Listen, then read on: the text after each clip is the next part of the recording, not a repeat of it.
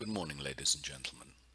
Well, we must admit that we haven't seen such a hard and frustrating market in many years.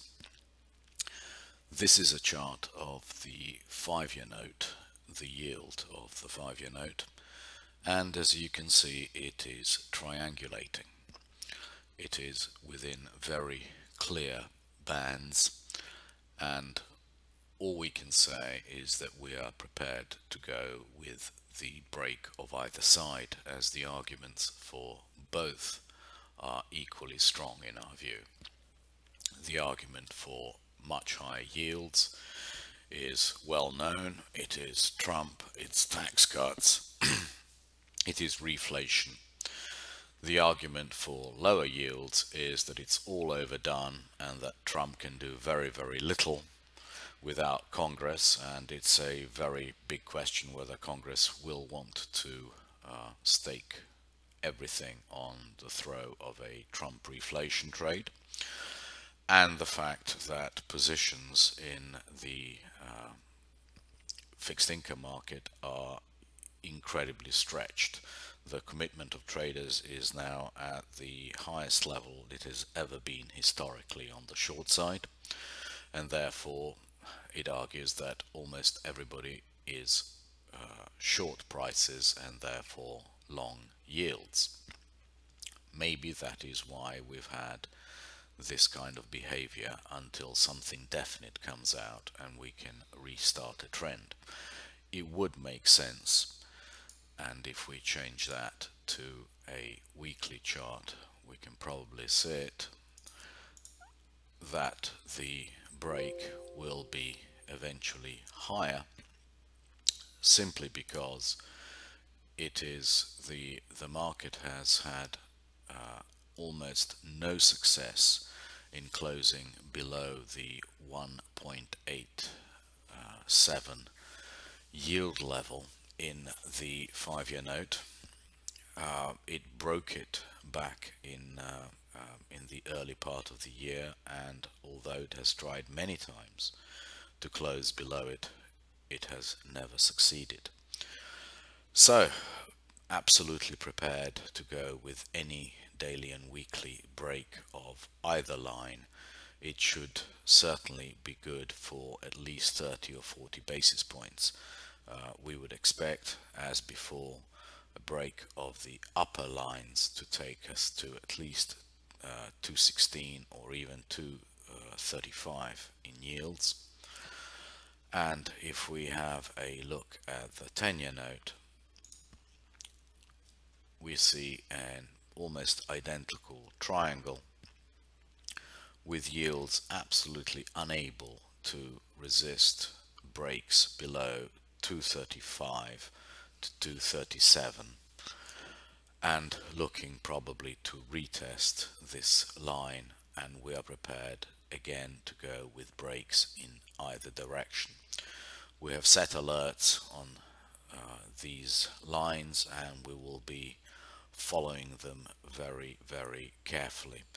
If we have some sort of fundamental news on top which justifies the breaks, all the better, but now we really should be prepared to go with the break, because the market has been in this range for such a long time now, almost 3 months, best part of 3 months, and we should expect a break in either direction to accelerate. Either all the people who are now short give up and yields come back to at least 213 to test the 0.382, or they go substantially higher. If we look at a weekly chart of the 10-year note, we see this wedging behavior, which actually is a suggestion of a continuation, much like a triangle is. We can see that all the moving averages are fast descending and approaching the 200 week moving average, and will be giving substantial sell signals within a few weeks. The only question is, can we go and retest this line around the 126 and 3/4 area with a false break before we cascade back down towards the 122 and 120 price levels, exactly as the yields that we've just shown you indicate. We have for a couple of weeks thought that higher prices were likely because everybody was already short. We are beginning to give up on that theory, simply because every time prices go higher, people smack them back down. They don't cover, so people are more than convinced that lower prices are in order, and we have to respect the price action. In any case, our thoughts that prices would probably test this 126 and 3/4 area is based on a squeeze of shorts. So we are prepared to go with breaks in either direction here. Our favored view now becomes for a break lower in price, and we will not trade until we see a signal either way. It is becoming obvious to us that this very indecision in the fixed income market is enabling a bubble to develop in the equity markets. Prices are now reaching levels which are well, becoming quite silly. We are in ES at the top of this channel, which has held all the way since the beginning of the year. Prices are very, very close to the top end of the channel. On a daily basis, we are now at the very top of the Bollinger Bands, and we are beginning to get negative divergences against volatility. We have very little room to rise, and more importantly, on a monthly chart, we have a market which has the Bollinger Bands, the upper end of the Bollinger Bands at 2316 on the monthlies. As you can see from all previous monthly ranges, closes outside of the Bollinger Band are very rare, and when they do happen, like they happened here, we have bubbles which then are retraced, and we even have moves back down through the lows of the previous month before the trend re-establishes itself. This is what has happened every time the market has closed anywhere near or through the top of the Bollinger Bands. This is something not to be ignored. What is this telling us? This is telling us that the market could now push up to 2330, 2350, and then have a very, very sharp move back down even below the bottom of the monthly level around the around 2260, which has been the area which has really held it so well. So we could have a 3 to 4% retracement easily from the top of this monthly bar. The one market which tells us that this is likely to happen, either the move to 2330 or even 2350 is possible in the next couple of weeks, is the Russell 2000. It has broken outside of a 10-week range to the upside. The technical target is basically the height of the bull flag on top of the 1390 area, which would indicate a move up to around 1440. We favor buying the Russell 2000 over the S&P. We think it is far more fundamentally justified, although probably not in terms of valuation, but in terms of emotion and in terms of logic, it makes more sense for this market now to spike up into the 1440s, 1450s before it gives up. And that is also confirmed by the monthly chart, which has many more spikes to the upside before it comes back down into the range.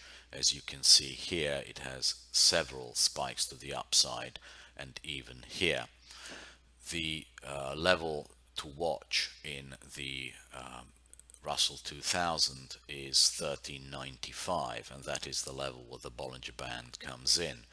So we are convinced that we're going to have at a minimum a test of it, probably a move through the 1400s into 1420, 1430, 1440 before we have a reaction of at least 4 or 5% lower, which probably tests this 1345 area, maybe breaks it before we might go higher again. It is not unusual in the latter stages of a bull market, before a sizable correction of 5+%, to have acceleration to the upside in prices and also a complete dump in volatility, accelerating, cascading downwards. And this is what seems to be happening at the moment. There is a high likelihood that we come and spike the bottom of the Bollinger Bands in the VIX, with prices falling even down to 8% in the next few days and weeks. That will be a signal to us to get long of options to the downside in all markets, in all equity markets. It will be far more effective to be long of options than to have outright positions. A, it's safer, and B, you will also get a spike in volatility as the market retraces. So if we are right and the market pushes up now to 2330, 2340 in the S&P, and if the Russell spikes the 1440 level and volatility comes down below the previous lows of 10% and spikes it, which would not be surprising in the latter stages of a bull market, we intend getting very long of put spreads. The European markets, on the other hand, are a complete mess. The Bund and the Bobble are being dragged higher in price by the tensions, the political tensions in Europe. The fear over the French elections, the fear about Greek defaults, the fear about Italy potentially leaving the euro. So everybody is looking for a safe haven to park their money, and that of course is the German curve. Even the shorter the better, because it has this embedded Deutschmark long option, while the BTP has exactly the opposite price action. This is just a cascade lower with brief rallies which are unsustainable. So the spread of Italy towards Germany keeps on going out, and we see probably no let up to that trend until much closer to the French elections, when people start probably going the other way, hoping or betting on a Le Pen loss. We don't think that this is something which will last for very long. Certainly it'll last for another month or so, but at these levels, at 200 basis points over in the spread between Bunds and BTPs, we certainly wouldn't want to be long. We would much rather wait for the market to get overexcited and then probably short Bunds, BTPs and Oats Bunds. We think the Bunds are at unsustainable levels, and this is all a huge flight to safety which will be unwound and the bunds will come down back towards the 160 level in the weeks ahead. The bund BTP has been rising since this time last year and is now doubled. It was 100 basis points and it's now nearly 200 basis points. As the market has gone for the safety of the German assets, we think that Mario Draghi will certainly be very mindful of that, and something will be done if unless the politics change dramatically, to bring this spread back down to at least the area that we got in a few weeks back, which was around 163, 164. It's in a quite clear channel, and we think that if Marine Le Pen does lose and the Italian tensions do somehow quieten, it'll come back towards the 160, 140 area, where we would buy it again for the long term. But we are much better sellers above 200 than we are buyers at this stage. The one asset which is at critical levels is the euro exchange rate against the dollar. On Friday it touched the 50-day moving average exactly at 106.10, and the daily Bollinger Bands are right there. If now it does not reverse and trade very quickly up towards the 108 area and possibly up to 109, 109 and a half in the next few days rather than weeks, then it'll be a huge sell signal. As soon as it breaks this 50-day moving average, it could start cascading in very brief time towards the lows seen at the beginning of the year around the 103.5 area. We prefer intellectually to see it trade up before it comes back down, but we are quite prepared to sell it below 106. We would also argue that this is very much a function of the triangulation of the fixed income in the States as well. As soon as that fixed income breaks one way or the other, so will the euro. We have very little doubt about that. So as well as going with the trend in fixed income, we will go with a break of fixed income, anticipating a trend in the euro against the US dollar. As far as the yen is concerned, we have no great thoughts. Nothing came out of Abe and Trump at the weekend. We thought Trump might be much more aggressive with Abe, but we guess that this North Korean missile test has delayed any thoughts of aggressive trade policy by Trump, and therefore we'll be getting out of our small option position on as soon as we can. Probably the yen at the moment is stuck within a very tight range between 115 and 111.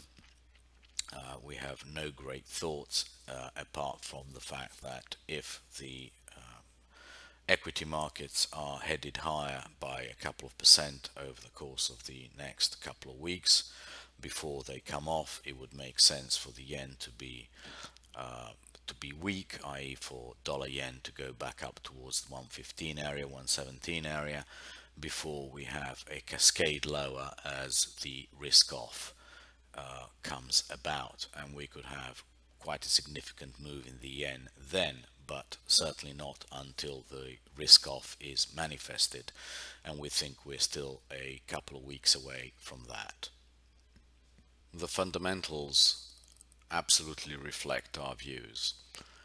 In terms of the forward earnings, unless it is very different this time, and which we naturally don't believe it is, we have had the first move lower in the Blue Angels of expectations of earnings as a result of the earnings season that we are in at the moment.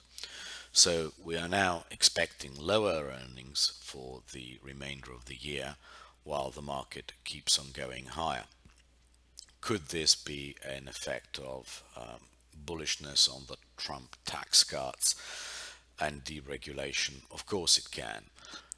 Is it likely to last for very long? Can Trump really deliver on everything he has promised? Well, campaign promises are cheap and they're very, very hard to attain in Washington. We would be much more cautious than the market is, and we think that now we are truly entering fundamental bubble territory. Much better sellers through options around 2330 to 2340. We think that this is again completely unsustainable. It might last for 2 or 3, 4 weeks because of people being forced to buy at whatever price, and actually we welcome acceleration of prices higher, because accelerations are always unsustainable, and we look forward to selling them via options in the next few days. Finally, a look at the commodity index charts that we showed you last week that we think are becoming very interesting. They were in the red all week, and then on Friday they started moving higher and closed the week green. They are beginning to look very good, aren't they? The Bollinger Bands are moving out, and we are now in a position to expect breakouts in the next couple of weeks to the upside. These levels are clearly marked, and we are awaiting the breaks which should anticipate a break actually much higher in yields in all fixed income. That could be the trigger. We are watching it closely, and we think it's shaping very nicely. With that, we go to the biases for next week. 5 and 10-year notes, we are watching these coiling triangles and prepared to go with breaks in either direction, but we are beginning to think that breaks higher in yield are much more likely. Bund and Bobble are entirely politically driven at this point, and prices will completely depend on the political situation. Long-term preference is for normalization of those tensions, but that could be weeks or even months away. And we are still watching the commodity indices for triggers for short bond moves. We think that the ES has no sustainable upside here. Any move 2315, 2335, as close as possible to 2335, to us is a signal to play some longer term options, and we will certainly do that. NQ, we are neutral. We think it'll very much behave as a turbocharged ES at the moment. Russell 2000 is the one that we are most positive of, and we think probably has the highest potential, because it could easily move all the way to 1430, 1450. So while the ES we're looking for a move of 1.5%, we're looking for 3 to 5% in the Russell higher. If it now reverses back, 1346 would be our absolute stop on all positions long initiated, looking for the 1430, 1450 area. European equities, absolutely no change in thoughts, no point in even looking at them. 3325 is so close, we just don't see that that can be broken at the moment. We could only get aggressively long above it rather than below it. And the US dollar, we still think you have to be long a volatility. Our position is completely underwater, and will probably be so for until expiry. But we think that you still have to go with long volatility, and we'll probably reload on those at some stage. That is all we have for you today. Thank you very much indeed, and good luck next week.